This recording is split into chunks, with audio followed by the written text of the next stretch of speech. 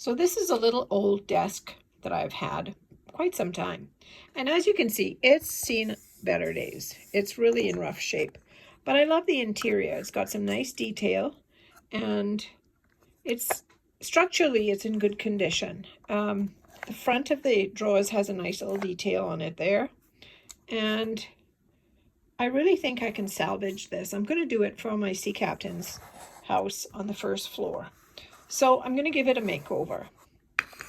It definitely needs a good sanding. So that's what I'm going to do first is remove the shiny varnish from it. Not the right down to raw wood, but I am going to remove some of the shine and just to give it some tooth. So when I start refinishing it, and I'm going to repaint it, and I'll show you what I do for that. What a difference a coat of paint can make. I've painted the whole thing in a mix. I just mixed a little bit of a dark green with a touch of black.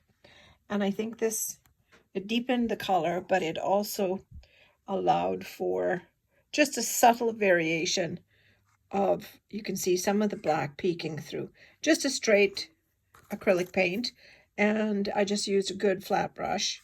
This is a little bit of an angled brush just to apply. I did 2 coats.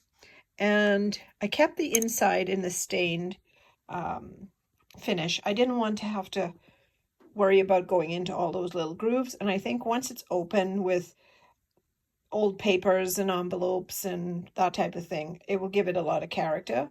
And keeping the stained finish also helps it retain some contrast.